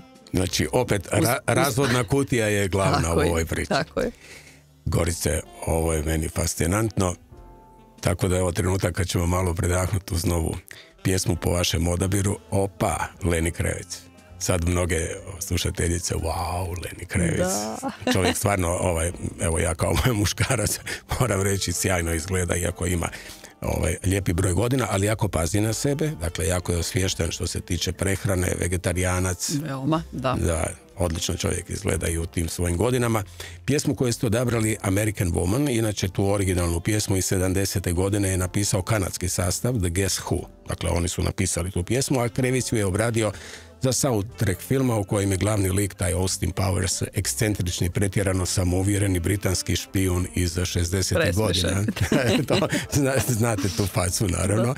Navodno je Leni Krevec u prvo vrijeme oklijevao, budući je smatrao ovaj original grupe Guess Who savršenim, ali je posao prihvatio kao izazov i, vjerujem, složit ćemo se, stvorio potpuno jednu novu atmosferu.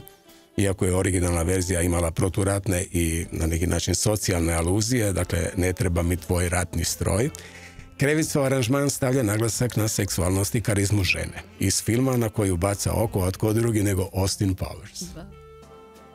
Vaš izbor ove pjesme? Pa tako mi je luckasta. I dobar je zvuk i Leni Kravica inače volim prosto njegovih pesama dosta i znam i slušam. Znači lik i djelo Lenija. Tako je, prosto je super. Ok, evo idemo poslušati super Lenija po izboru moje drage gošće Gorice Mijović-Huten, American Woman. Tako dobro. Gorice, draga, djeca su vaši omiljeni klijenti? Jesu. Uzrast 8 do 12 godina, to su deca koji su spremni za vežbe. Dakle, od 8. godine pa nadalje. Tako je. Negdje sam pročitao da vi ništa ne branite djeci, ne branite mobitele, laptope, ali, kaže Gorica, postoji mjera. Jeste. Roditelji su često pitaju na radionicama, dobro da im ukinemo sad sve. Zašto bismo to radili? Kakvi, pa mene deca moraju da vole. Ja im kažem da je škola loša za oči, što sam potpuno u pravu, jer ih tera da gledaju previše na blizu u odnosu na daljinu. ali djeco i dalje moramo da prođemo kroz tu školu. To ne menja stvar. Ali sami ekrani kao takvi, ako postoji mera, nisu nešto što smeta. Na kraju krajeva djeca će i odrasli, kao i mi u ostalom, nastaviti da gledamo u njih.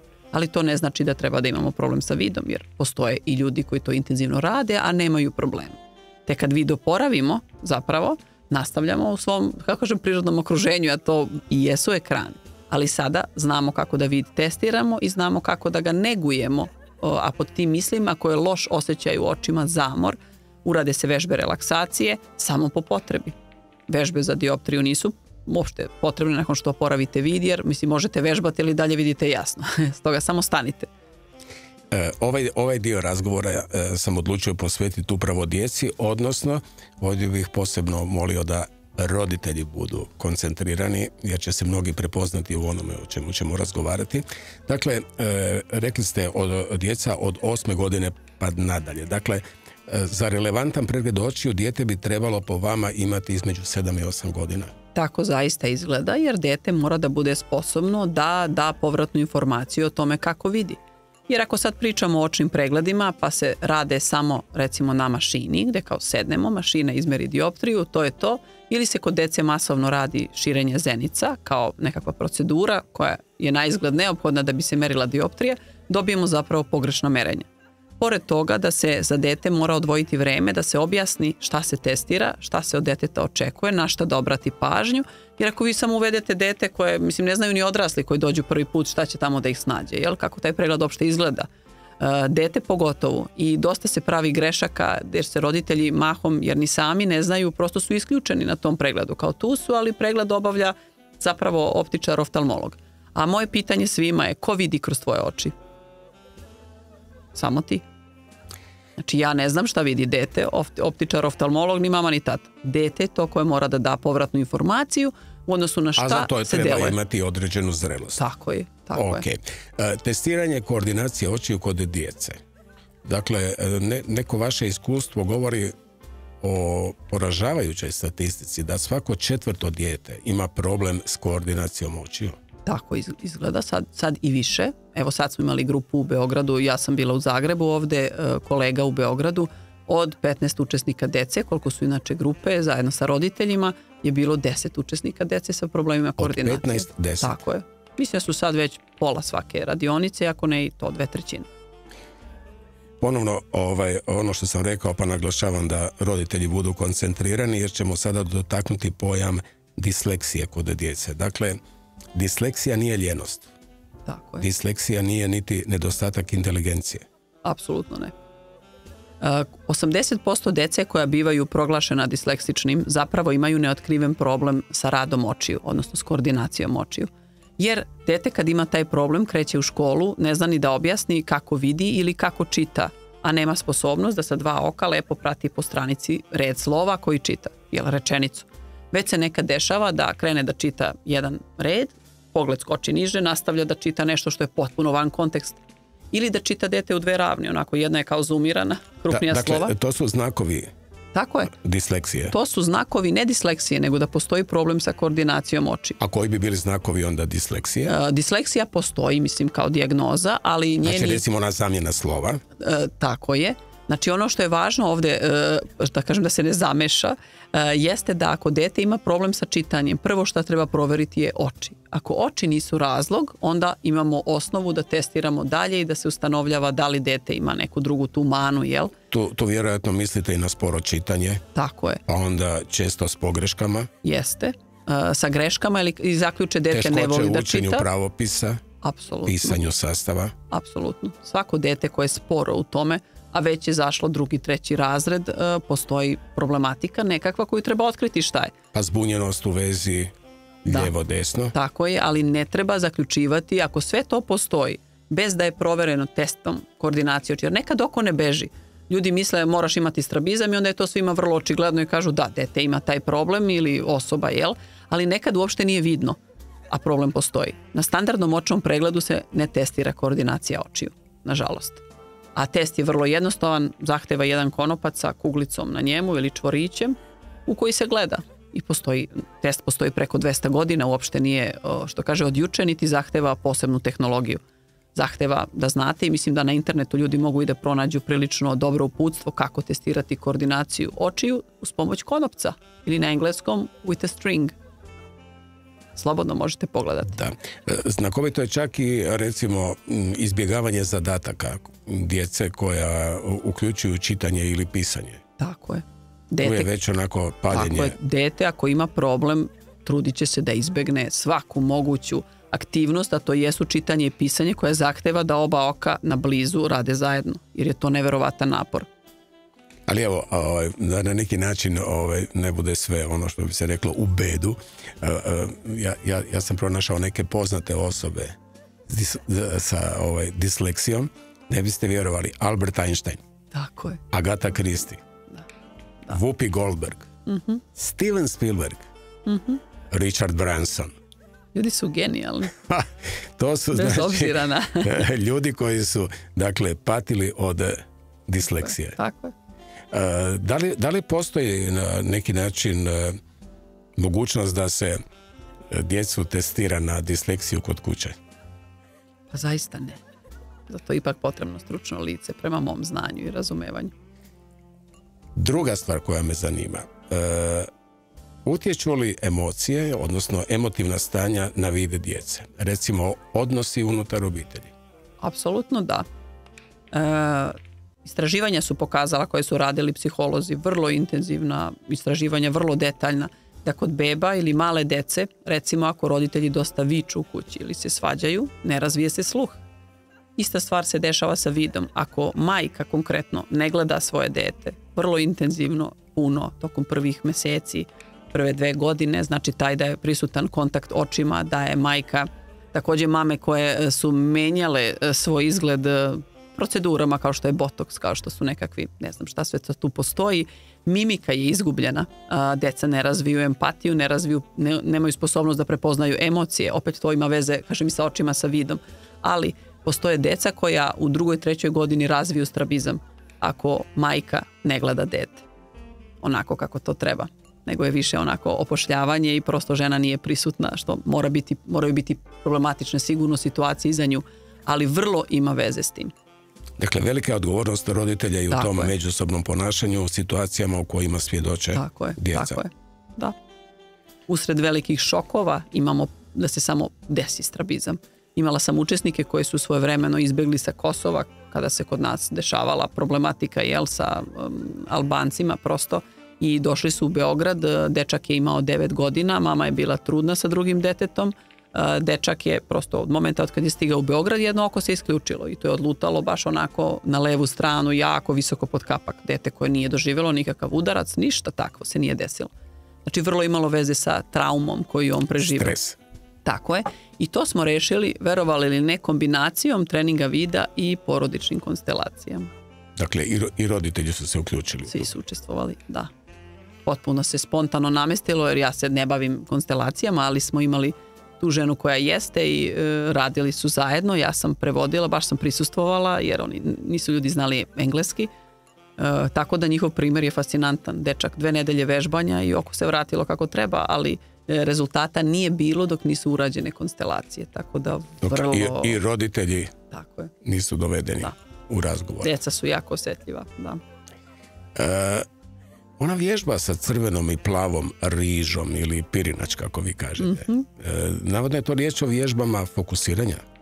To je priča o uspehu jedne mame koja nije čula za trening vida do tada bila, ali njen sin je imao ekstreman strabizam i nosio je prekriveno oko pa preko 10 godina, od 6 do 8 sati dnevno.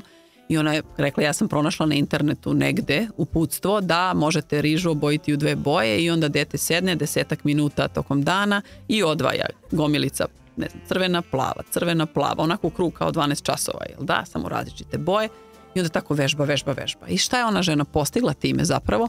Ono što postižu operacijom. A to je da je mimika očiju perfektna, da na osnovu kad gledate dečaka ne možete uopšte da shvatite da on ima strabizam. Jer oko ni u jednom trenutku ne beži. Ne kaže, moj sin ima strabizam. Ja kažem, nema. To je prvi učesnik koji je meni rekao. A da ja to prosto nisam mogla da primetim. I odgovor je, znači šta su oni radili? Učili su sistem, jer mozak, iako nije uključeno drugo oko, on zna da mora da prati, nešto se pomera. Mi kad nešto šušne u prirodi, jel I tako fokusiranje. tako, i fokusiran. I šalje, prati oba oka.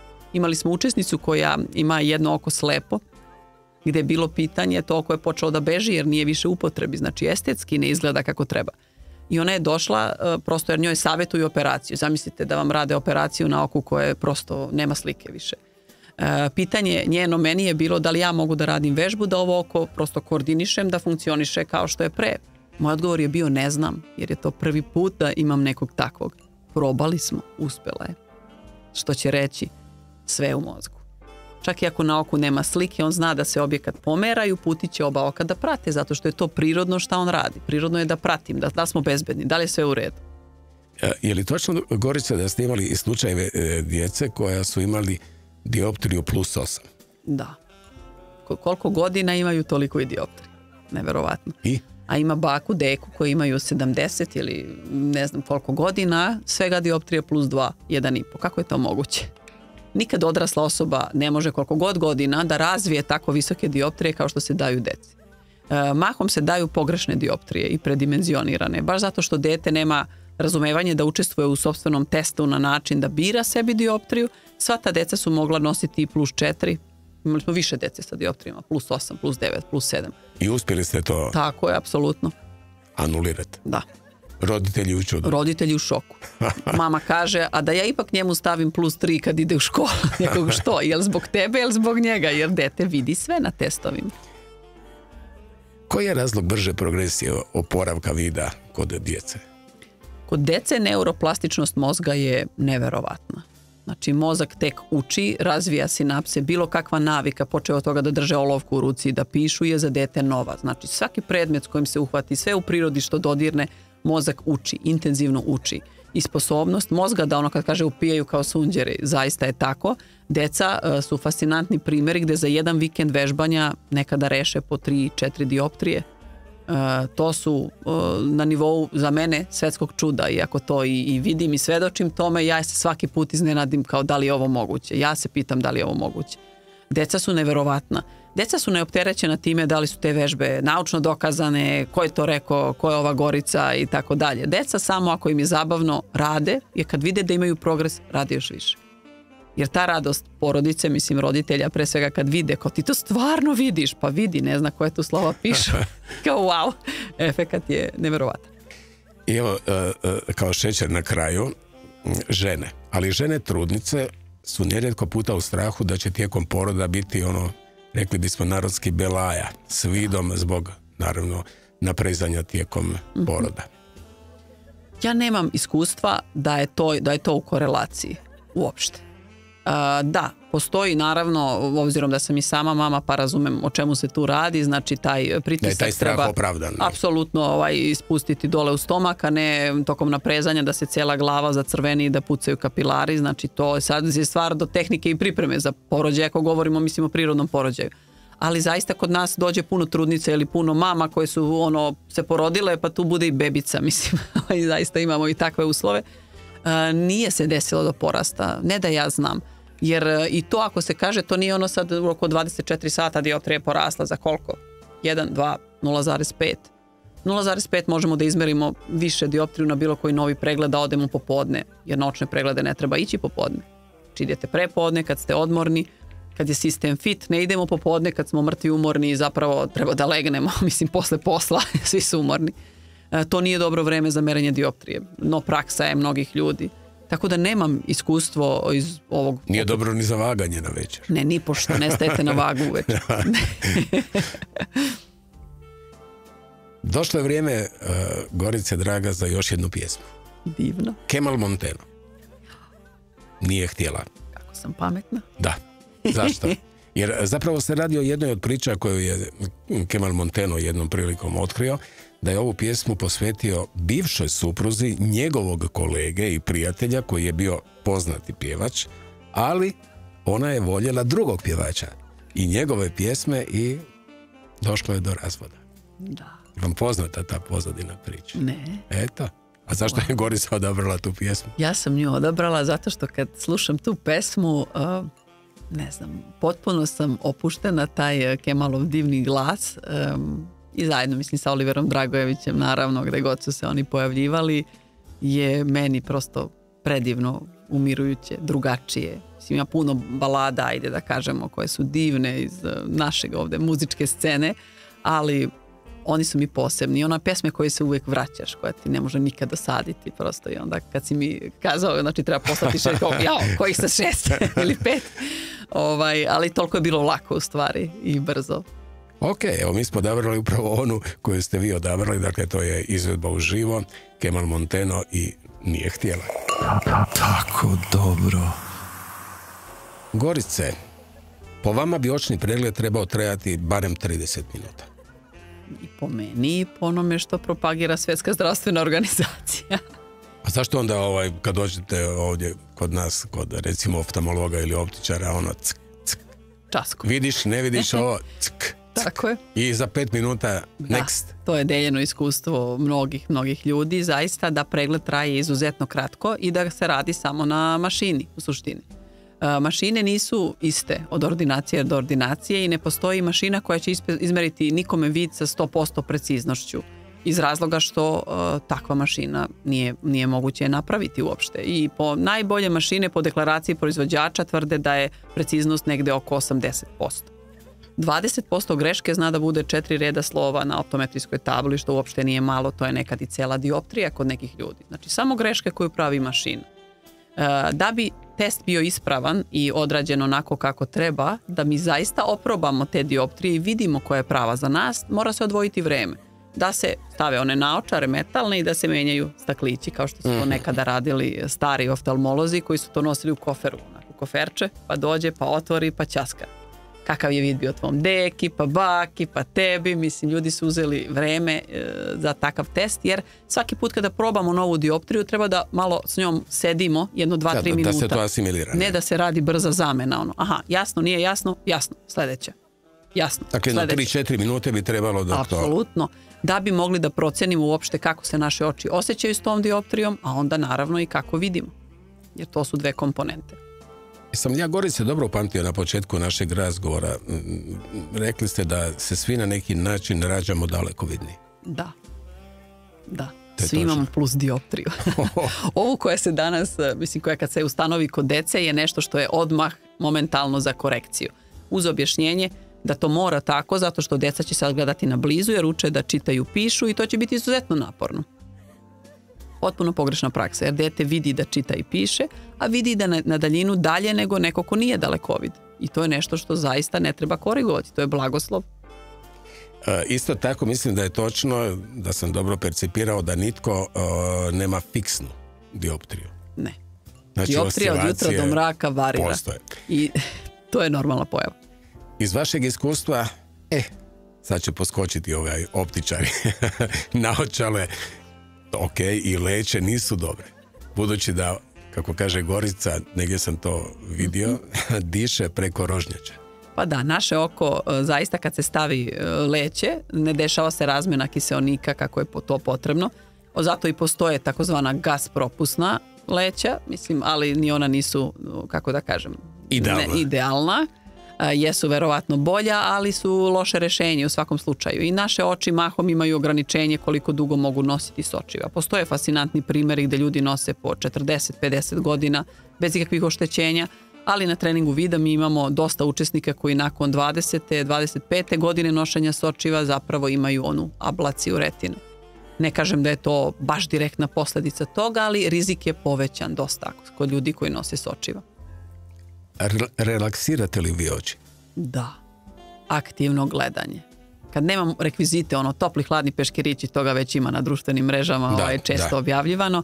To je nešto što svak može da primeni i zaista je sjajno, deca obožavaju, odrasli isto tako, ali aktivno gledanje je navika da kada kreneš da šetaš ovom tvojom divnom ulicom ovde, kojom sam ja došla, od broja 25 do 120, da, zapravo bacimo pogled ispred sebe fokusirajući detalj. Znači prvo detalj koji je blizu, detalj koji je nešto dalje, detalj koji je još dalje. Onako list na drvetu, da li ga vidim jasno, da li vidim registracijsku tablicu. Znači od najbližeg tako je, kao u skokovima. Znači skačem pogledom i zapravo ne gledam besciljno u daljinu, već nalazim detalj koji hoću da mi bude oštar.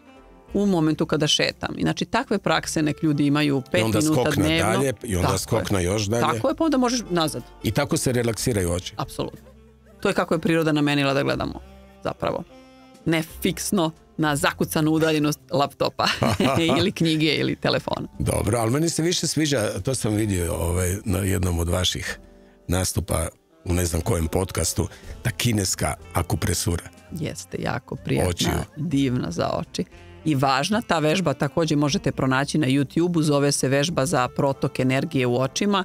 Ukucajte Nina Martinović, mislim to je novinarka koja je tada 2013. snimila to sa nama, sa Leo Mangartom.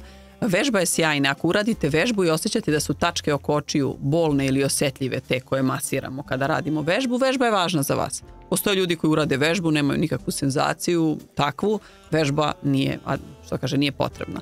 Ali važno je da osvestimo da nas bole tačke oko očiju, jer ne bolete dok ne pipneš.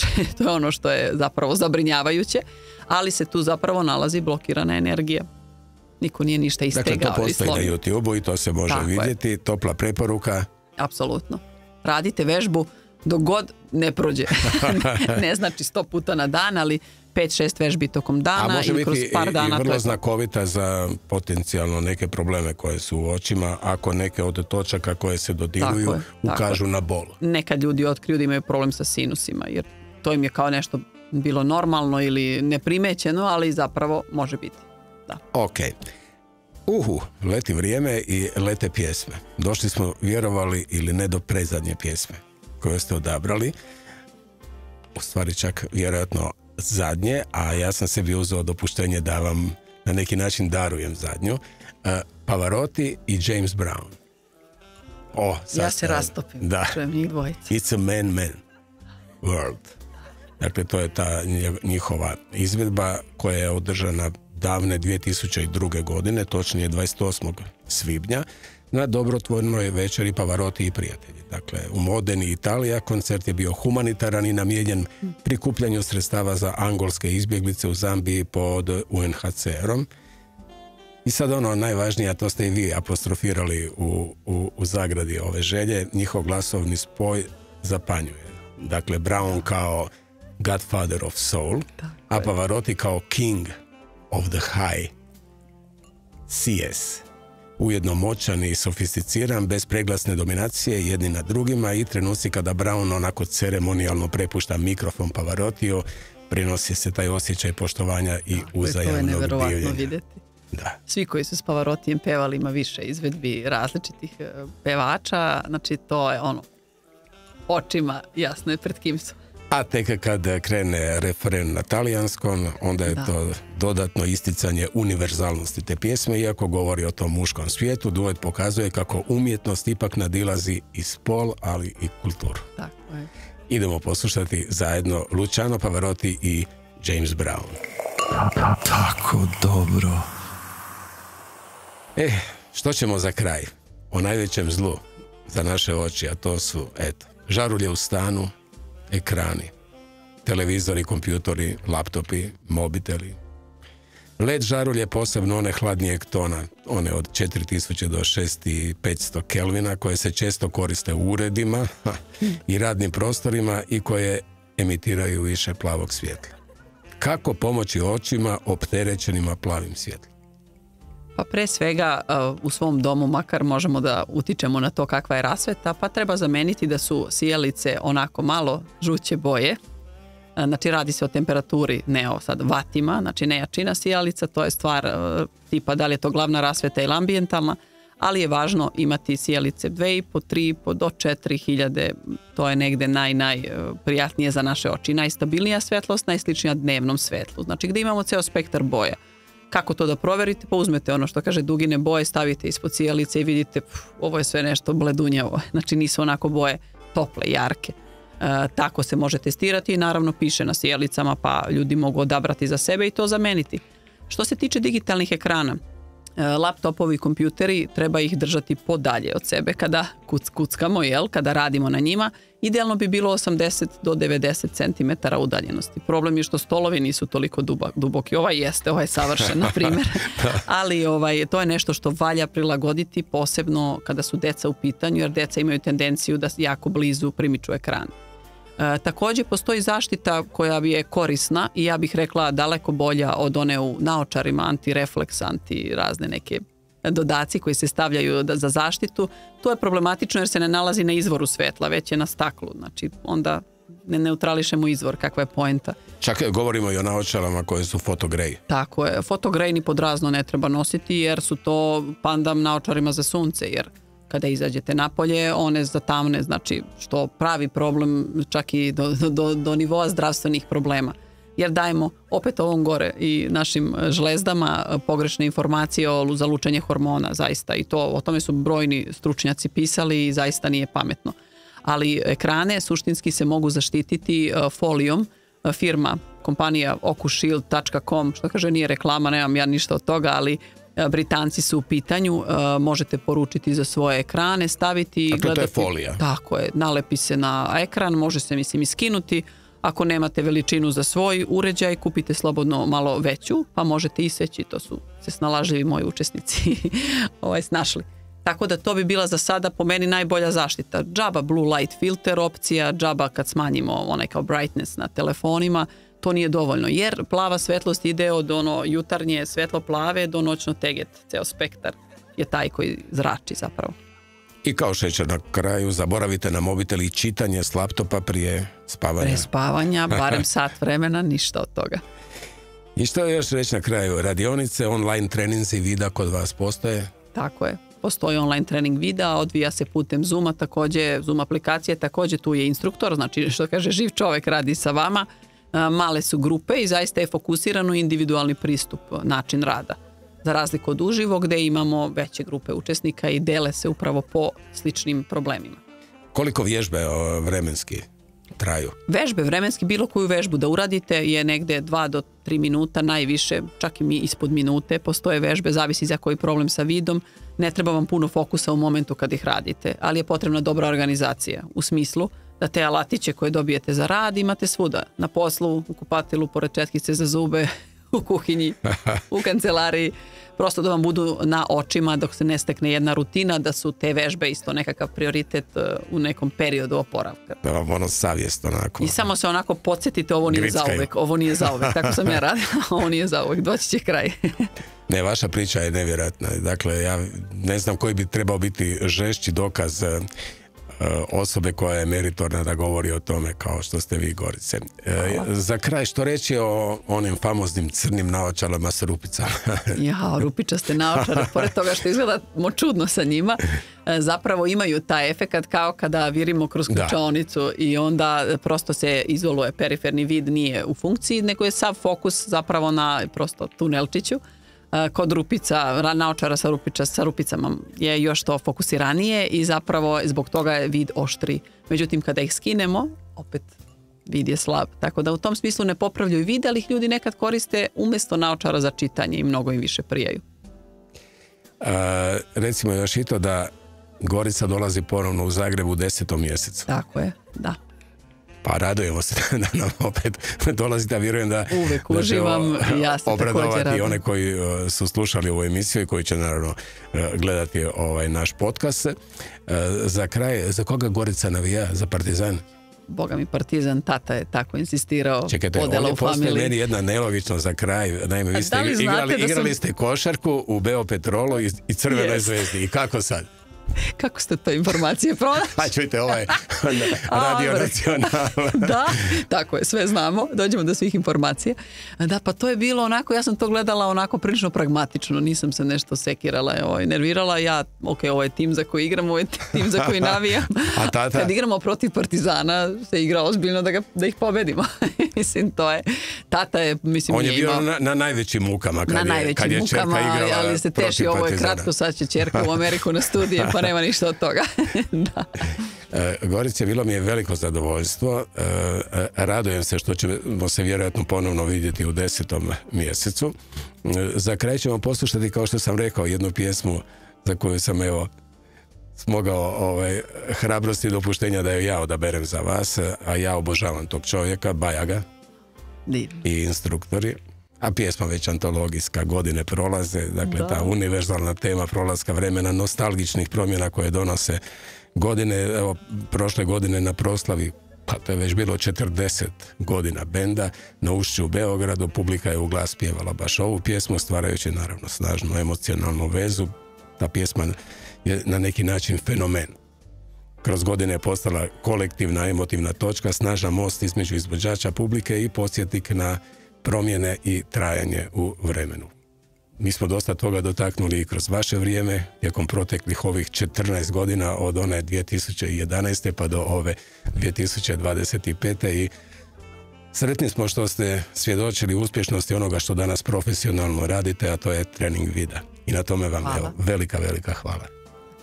I radujem se novom susretu i naravno svima pozdrav u Beogradu. Lep dan ljudi, ostatak dana.